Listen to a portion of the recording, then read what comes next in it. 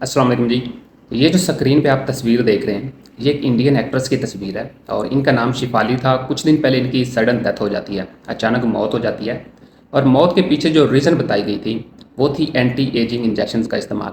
और जब इसने वो इंजेक्शन लिया था, तब ये फास्टिंग पे थी, यानी काफ़ी घंटों से इसने कुछ खाया पिया नहीं था। अक्सर आप लोगों ने डॉक्टर हजरात से सुना होगा कि कुछ ऐसे इंजेक्शन हैं जिनको खून में डायरेक्ट लगवाने से पहले आपको कुछ ना कुछ खाना पीना लाजमी होता है।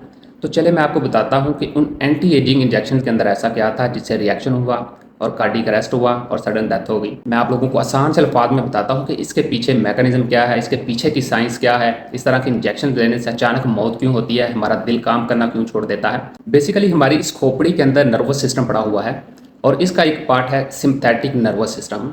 और ये सिंपैथिक नर्वस सिस्टम हमारे जिस्म में ब्लड प्रेशर को कंट्रोल करता है।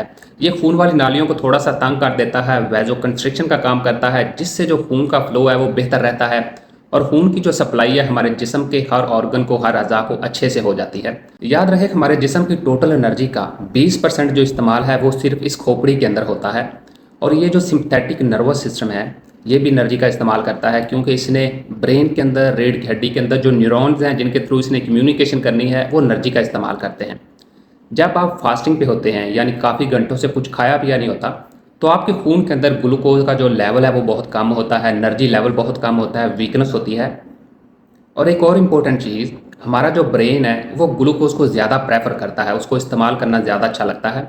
तो जब आपके जिस्म के अंदर एनर्जी लेवल लो है, वीकनेस है, ग्लूकोज नहीं है, तो ये जो सिंपैथिक नर्वस सिस्टम है जो ब्लड प्रेशर को कंट्रोल कर रहा है, इसको भी एनर्जी नहीं मिलेगी। जब इसको एनर्जी नहीं मिलेगी तो ये भी थोड़ा सा काम करने में डिस्टर्ब होगा, इसकी जो फंक्शनिंग है वो भी डिस्टर्ब होगी।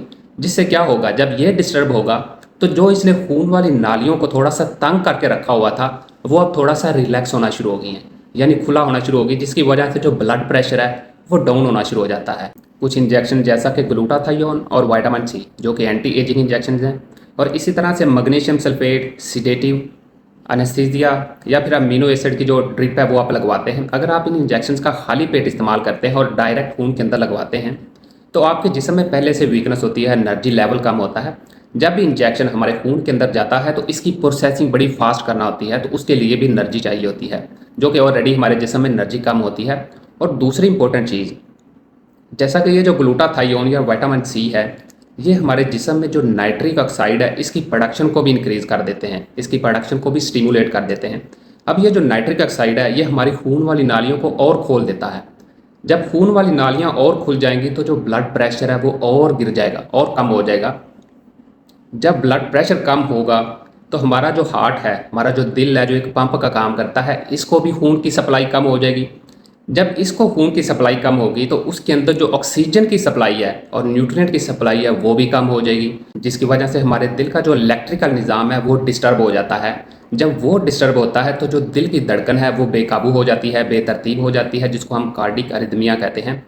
और अगर इससे और ज़्यादा ब्लड प्रेशर गिर जाता है और कम हो जाता है, तो जो दिल के पट्टे हैं जो इस तरह से काम कर रहे हैं वो इतने स्लो हो जाते हैं कि एक वक्त आता है कि वो रुक जाते हैं, जिसको हम कार्डिक अरेस्ट कहते हैं।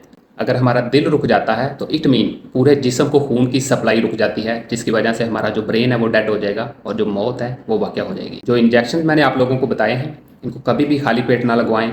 अपना और अपनी सेहत का ख्याल रखें। इस तरह की मोर इन्फॉर्मेटिव वीडियोज़ के लिए मुझे फॉलो कर लें, वीडियो को लाइक और शेयर किया करें दूसरे लोगों के साथ, ताकि उनका भी भला हो।